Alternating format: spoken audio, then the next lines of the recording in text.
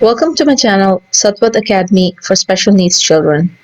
Satwat की Academy special बच्चों के लिए.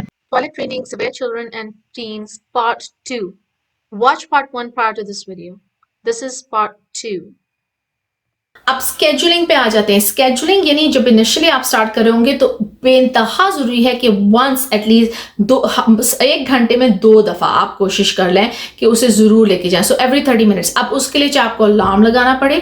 कोई मदर मुझे बता रही थी कि उनको साइन करना ईजी होता है. कोई मदर मुझे बता रहे थे कि वो लोग यहाँ के थे तो उन्होंने वो जो आपके जो जिस तरह ये होते हैं ना सीरी आपके आईफोन पे होती है शायद, और गूगल पे भी कि हे गूगल ये कर दो, या अलेक्सा भी एक सिस्टम है यहाँ पे अब है कि आप उसको कह सकते हो अलेक्सा सेट एन अलार्म, तो वो 30 मिनट्स का अलार्म लगा देते हैं और फिर वही चीज़ बोलती है. तो कोई एक तरीका हो जो आपको भी पता चले, हो सकता है वो बच्चा भी सुन रहा हो तो it would be easier for the child as well. तो ये स्केजुलिंग हर 30 मिनट्स होनी चाहिए. और बी माइंडफुल कि अगर बीच में आप उसे खाना दे रहे हैं तो देन एवरी 15 मिनट्स होनी चाहिए, बिकॉज पानी जब बच्चा पिएगा तो वो फिर इस तरह उसके लिए ज्यादा चांसेस हैं कि वो कर देगा. So we want to keep the child कि वो कपड़ों में कर दे बजाय इसके कि बाथरूम में करे. तो हम चाहते हैं कि वो बाथरूम में करे. तो अगर पानी पी रहा है, लंच किया, स्नैक किया, जूसेस पी रहा है, तो जस्ट बी माइंडफुल कि आप उसको ज्यादा पानी भी दे रहे हैं तो फिर आप उसको 15-15, 20-20 मिनट पे स्केड्यूल कर दें. क्या लाइफ इससे बहुत मुश्किल हो जाएगी? बिल्कुल हो जाएगी. बट याद रखिए कि हम सिवियर बच्चों की बात कर रहे हैं, हम उनकी नीड्स की इस वक्त बात कर रहे हैं. तो when I am talking about their needs, मैं कोशिश कर रही हूँ कि मैं उन बच्चों पे फोकस रहे.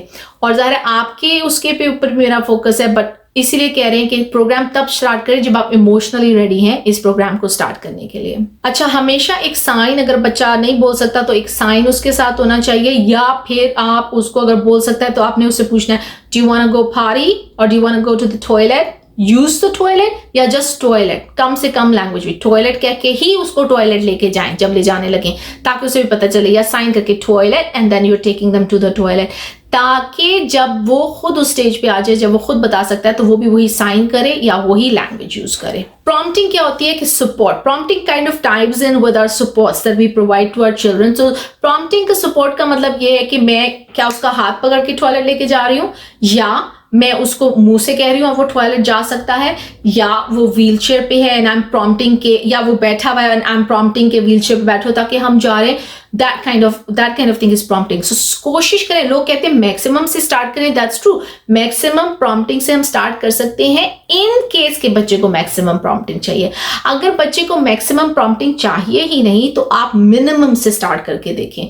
अगर मैं सिर्फ इशारा करके टॉयलेट की तरफ बच्चा जा सकता है तो मुझे कोई जरूरत नहीं कि मैं उसका हाथ पकड़ के उसको लेके जाऊं. So figure this out what works for the child, और वो क्या चीज है जो उसके लिए बेहतरीन होगी.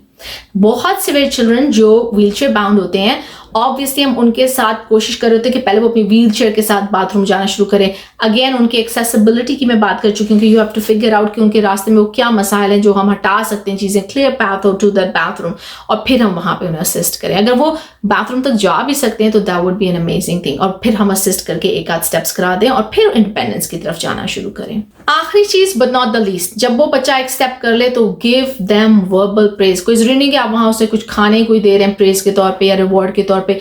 Verbal praise, high fives, good job, hugs. और ये हग्स थोड़ी देर को उससे पहले रोक लें, 5 मिनट पहले, and then remind them, remind के टाइम फॉर टॉयलेट, या जो भी आप टॉयलेट टाइम या सिर्फ टॉयलेट जो भी आप कहना चाहते हैं. अच्छा, अब इसमें एक चीज ये है कि अगर बच्चे का एक्सीडेंट हो जाता है इन द सेंस कि वो अपने कपड़े गंदे कर लेता है, हाउ वुड यू रिएक्ट? आवाज ऊंची नहीं करनी, you are gonna be very matter of fact and you are gonna let them know कि ये ठीक चीज नहीं हुई है. फर्म आवाज में, नॉट ओके, या जितना भी बच्चा बोल सकता है दिस इज नॉट ओके, अगर बहुत बोल सकता है, या कपड़े गंदे करना अच्छी बात नहीं है, बाथरूम यूज करो. इसी को आप कम से कम कर दें जो बच्चे कम बोल सकते हैं उसके लिए, और फिर उस बच्चे को ले जाएं बाथरूम में और उससे एक तो वो कपड़े रखवाएं और उसको बाथरूम यूज कराएं, बाहर आए. उसके बाद लोग जो बेस्ट प्रैक्टिसेस, जो रिसर्च में, जो एक रिसर्च को मैं फॉलो किया पुराना, उन्होंने कहा 5 दफा दोबारा यही चीज प्रैक्टिस करें. मैं चलो कह देती हूँ आपको कि 5 नहीं तो आपने 1 या 2 दफा सेम प्रोसीजर दोबारा फॉलो करना है जब बच्चा बाथरूम से बाहर भी आ जाए.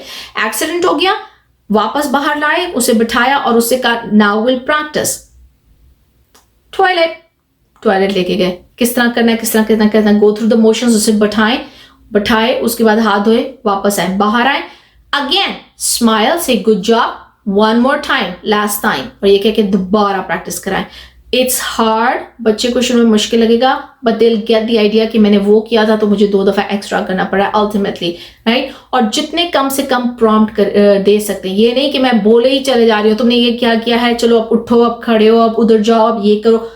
कम से कम प्रॉम्प्ट. अगर मैं इशारे से टॉयलेट की तरफ लेके जा सकती हूँ तो मैं इशारे से टॉयलेट की तरफ लेके जाऊंगी. अच्छा, डेटा टेकिंग के ऊपर मैं पहले अपनी पिछली वीडियो में बात कर चुकी हूँ. जो लोग डेटा टेकिंग करना चाहते हैं, they want to take data, they should. Data taking is a wonderful practice, why not. But अगर आप ओवरवेलम हो रहे हैं डेटा से तो आप मत लें, अगर आपके दिमाग में एक प्रोसीजर है. बट ये है कि अगर आप डेटा से ओवरवेलम हो रहे हैं तो फिर आप और किस किस चीज़ से ओवरवेलम हो रहे हैं. मतलब ये ना कि आप डेटा भी छोड़ दें, आप ये भी छोड़ दें, आप वो भी छोड़ दें, आप हर चीज़ ही छोड़ दें. सो बी माइंडफुल कि आपको पता होने चाहिए पैटर्न्स क्या हैं. अच्छा, अब जो बहुत से वे बच्चे हैं, एक टिप उसके लिए ये है कि पहले आप ये तो देखिए कि जो बोल नहीं सकते, जो आपको लग रहा है कॉग्निटिवली नहीं समझ पा रहे, क्या अगर आप उनसे कहते हैं कि toilet, where is the toilet, क्या वो टॉयलेट उनको पता भी है कि घर में टॉयलेट वाली जगह कहाँ है?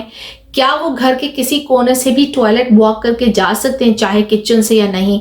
तो टॉयलेट ट्रेनिंग तो बहुत बाद की बात है. पहले हमने ये ट्राई करना है कि अगर उसको यही नहीं पता कि आपने टॉयलेट कहा है and they're lost and they're just standing there, the very first thing you need to practice is walking over to the toilet. ठीक है. इसी तरह से बाकी स्टेप्स को भी हम ब्रेक डाउन कर सकते हैं. उस पर कभी और वीडियो बना दूंगी, या आप मेरी पिछली वीडियो देख लें, हो सकता है उसमें मैंने जिक्र किया हुआ हो कि फिर हर बाकी स्टेप्स भी ऐसे बच्चों को सिखाने पड़ते हैं. हैंड वॉश करना भी किस तरह करना है सिखाना पड़ता है. बट अगर बच्चा टॉयलेट ट्रेनिंग नहीं हो रही तो पहले ये तो देखिए कि अगर आप, या लेट्स से बच्चा थोड़ा बड़ा हो चुका है और अभी डायपर्स में है या पुलअप्स में है, तो क्या आप उसको कहेंगे टॉयलेट या चेंजिंग टेबल? अगर वो किसी बड़ी टेबल के ऊपर जाके लेट के, मतलब मैं उस घर वाली टेबल की बात नहीं कर रही, प्रॉपर चेंजिंग टेबल्स होती हैं उनकी बात कर रही हूँ. अगर वो उस पे फॉर एग्जांपल जाके लेटता है तो जस्ट बाय सेइंग कि टॉयलेट, क्या वो चेंजिंग टेबल पे भी खुद जाके लेट सकता है? डायपर ही चेंज कराने के लिए जाए. अगर वो ये नहीं कर सकता तो I don't think he is ready yet और she is ready yet to go to the bathroom. आखिरी एक बहुत इंपॉर्टेंट टिप, जब बच्चे के साथ अगर आप खुद भी ले गए और आप कुछ कर भी रहे हैं तो थ्रू आउट अगर बच्चा कॉग्निटिवली बहुत लो है, उसे कुछ समझ नहीं आ रही, तब भी आप 1 या 2-3 लफ्ज में उसे एक्सप्लेन करते जाएंगे कि आप क्या कर रहे हैं. फॉर एग्जाम्पल लेट्स से अगर वो सभी स्टेज पे नहीं भी है तो भी आप एक्सप्लेन करेंगे, डायपर को खोल रहे हैं, क्लीन कर रहे हैं, डायपर चेंज कर, कुछ भी, जो भी लफ्ज हैं. अगर बच्चा ज़्यादा समझ सकता है तो ज़्यादा बोलिए, कम समझ सकता है तो लफ्ज़ों को कम कर लें. लेकिन आपने बच्चे को प्रोसीजर एक्सप्लेन करना है, ख़ास तौर पे जैसे जैसे वो टीनेजर्स होते जाते हैं, क्योंकि उस वक्त फिर रिस्पेक्ट एंड डिग्निटी हर बच्चे की है, बट जैसे जैसे वो बड़े हो रहे होते हैं उनकी रिस्पेक्ट और डिग्निटी बहुत इंपॉर्टेंट हो जाती है. चाहे वो पेरेंट्स हो, चाहे वो उनके साथ कोई केयर गिवर्स काम कर रहे हो या टीचर्स काम कर रही हो, डिग्निटी बहुत ज़रूरी है. बिकॉज वो बच्चों को भी इतना पता होता है कि क्या हो रहा है क्या नहीं हो रहा, and you have to be very, part of dignity is कि आप उनको एक्सप्लेन कर रहे हो कि क्या हो रहा है और आप अब मैं क्या करने लगा हूँ. we're gonna get the towel, we're gonna start washing hands. ठीक है. ये बिल्कुल उसी तरह है कि अगर कोई शख्स व्हील चेयर पे बैठा हुआ है तो प्लीज उस तक पहुंच के उसकी व्हील चेयर यूं यूं मत घुसा दें. उसको एक साइड पे करने के लिए पहले उसे पूछ लें, क्या मैं आपको साइड पे मूव कर दूं? ये नहीं कि यार मैं आपको मूव कर रहा हूं और ये कि मूव कर दिया, शव कर दिया. ये डिग्निटी में आ जाता है. तो ये सारी चीजें बहुत जरूरी हैं. आखिरी एक टच कर लूँ, जो ये जो बॉडी ट्रेनिंग होती है ना, इसमें कुछ चीज़ें होती हैं. या तो प्रॉब्लम होती है बच्चे, the kids are not ready yet, या the teens are not ready yet emotionally, जो मैं शुरू में बातें कर चुकी हूँ उस वजह से. नंबर 2, फैमिलीज अभी रेडी नहीं होती, उन्हें प्रेशर फील हो रहा होता है लोगों से, लेकिन वो नहीं रेडी होती. हाउएवर इसमें ये मैं कहूँगी अगर आप फैमिली रेडी नहीं और बच्चा आपको लग रहा है रेडी, तो प्लीज़ गेट देयर, क्योंकि इसमें बच्चे का भी फ़ायदा है, आपका भी फ़ायदा है, और ये बेहतरी और भलाई की तरफ हम जा रहे हैं. सो बी इमोशनली रेडी. आप तो अपना काम करें ना, बाकी बच्चा सीखता है या नहीं ये बात की बात है. हर कल्चर के हिसाब से भी एक्सपेक्टेशंस, मुझे तो लगता है घराने के हिसाब से भी एक्सपेक्टेशंस चेंज होती है. कहीं पे आजकल मैं जरा ज्यादा देख रही हूँ कि आम बच्चे भी 5-5 साल तक डायपर्स में फिर रहे होते हैं. तो डिपेंड करता है कल्चरल एक्सपेक्टेशंस क्या, आपके इर्द गिर्द में फैमिली की एक्सपेक्टेशंस क्या है. सो फिगर आउट कि आप उनकी एक्सपेक्टेशंस के हिसाब से आ रहे हो, बच्चे के हिसाब से जा रहे हो या अपने हिसाब से जा रहे हो. ये सारी चीज़ों के लिए हमें अवेयर होना पड़ता है. बच्चे को कभी उस टाइम पे ट्रेनिंग नहीं देनी जहां वो इमोशनली रेडी ना हो और स्टेबल ना हो। फॉर एग्जाम्पल, आपका 3 साल का बच्चा, आप उसे पॉटी ट्रेन करने लगे, लेकिन पता चले आपके अभी दूसरा एक बच्चा हुआ है 1 महीना पहले या 15 दिन पहले, सो फॉरगेट अबाउट इट, अभी आप उसको टच मत करें। अगर आप इमोशनली रेडी भी हैं तो बेबी बच्चा इमोशनली रेडी नहीं है।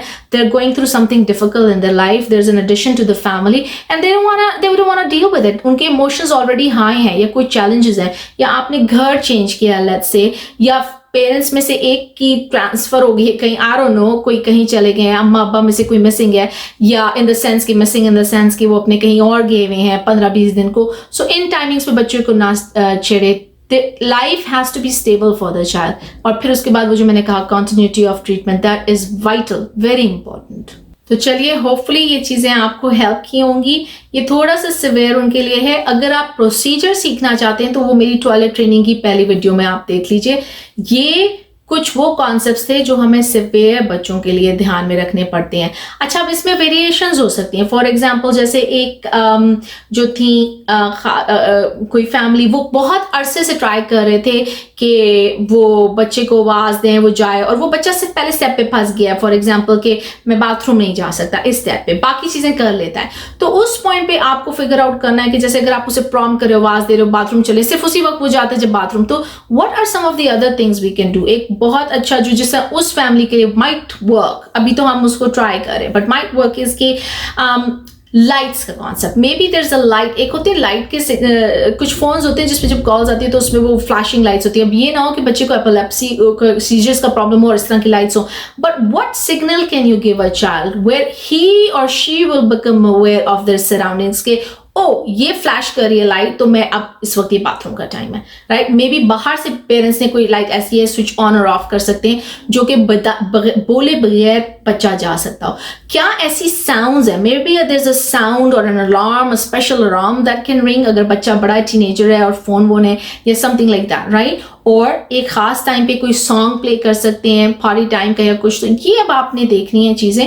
ये फिर बाकी बहुत निटी ग्रिटी में हम चले जाते हैं। इस तरह की बहुत सारी चीजें होती हैं जो फैमिली टू फैमिली बेस करती है, बट जनरली चैलेंजेस बहुत ज्यादा हैं। मुझे उम्मीद है कि थोड़ा बहुत अंडरस्टैंडिंग इसकी हो गई होगी और हेल्प किया होगा। तो take care, have a great day और अस्सलाम वालेकुम।